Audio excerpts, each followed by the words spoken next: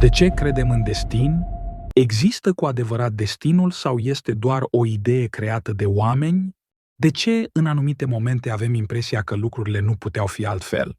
Hai să descoperim împreună în 3 capitole cum apare ideea de destin, cum a evoluat în timp și de ce continuă să rămână. Capitolul 1. De unde apare ideea de destin? Ideea de destin apare din nevoia oamenilor de a da sens lucrurilor care scapă controlului, mai ales în momentele dificile. O pierdere, un accident, o boală sau o întâlnire neașteptată. Când nu există o explicație clară, mintea caută una care să liniștească.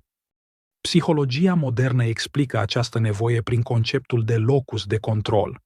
Când simțim că evenimentele externe ne copleșesc, creierul activează un mecanism de apărare, atribuie haosul unui plan superior pentru a reduce anxietatea și a ne reda sentimentul de siguranță. Un prim punct este lipsa controlului. Oamenii acceptă mai ușor un eveniment greu dacă îl pot încadra într-o poveste. Destinul oferă această poveste. Nu s-a întâmplat la întâmplare. Așa trebuia să fie. Un alt punct este nevoia de ordine. Creierul uman nu suportă haosul. Evenimentele fără legătură creează neliniște.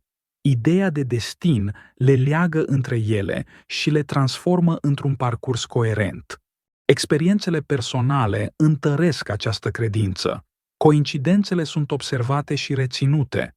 Întâmplările obișnuite sunt ignorate.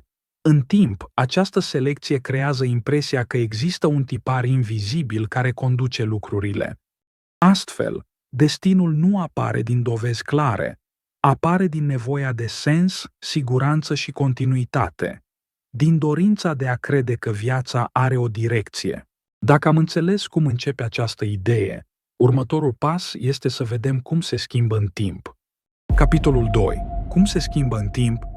Ideea de destin nu a rămas la fel. S-a modificat odată cu oamenii și cu modul în care aceștia au înțeles lumea. La început, destinul era văzut ca o forță externă, ceva decis de zei, natură sau o ordine invizibilă. Viața părea fixă, iar omul avea puțin control. Acceptarea era o formă de adaptare. În Grecia antică, destinul era asociat cu cele 3 moire, țesătoarele firelor vieții. Ele simbolizau ideea că existența este o țesătură care nu poate fi desfăcută. Mai târziu, odată cu apariția religiilor organizate, destinul a fost legat de voința divină și de reguli morale. Evenimentele erau interpretate ca răsplată sau pedeapsă. Sensul rămânea, dar forma se schimba. Pe măsură ce educația și știința au avansat, ideea de destin nu a dispărut. A fost reinterpretată, a devenit noroc, șansă, moment potrivit. Oamenii au început să combine ideea de destin cu alegerile personale. Astăzi, nu mai vorbim de zei, ci de genetică și algoritmi. Unii oameni de știință sugerează că destinul ar putea fi influențat de ADN-ul sau de reacțiile chimice din creier care modelează deciziile înainte ca noi să fim conștienți de ele. Astăzi, destinul coexistă cu explicații moderne, limbajul se schimbă, ideea rămâne. Dacă am văzut cum această idee s-a schimbat în timp, următorul pas este să înțelegem de ce rămâne. Capitolul 3. De ce rămâne? Ideea de destin rămâne pentru că răspunde unor nevoi care nu au dispărut. Oamenii caută în continuare explicații pentru lucrurile greu de acceptat. Un motiv este confortul. Destinul reduce haosul și sentimentul de vină. Face realitatea mai suportabilă. Există un paradox interesant în modul în care folosim destinul.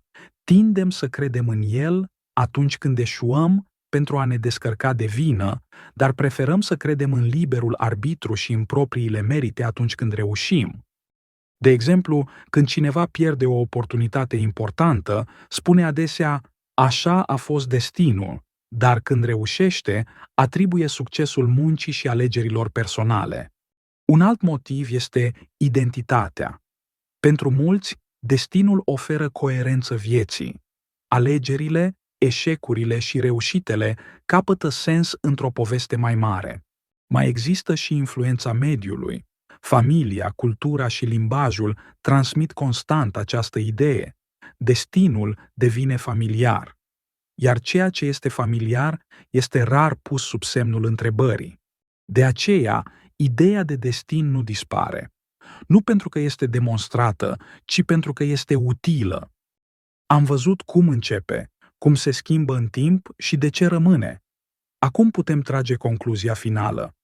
Concluzie.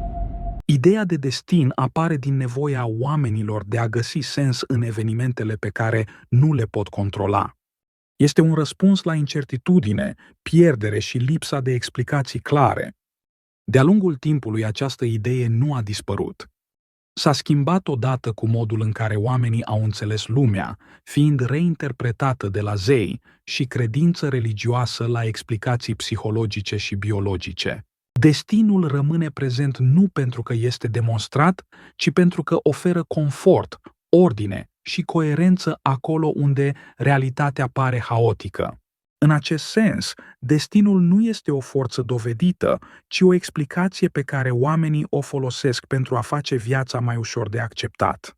Tu ce părere ai? Există destinul?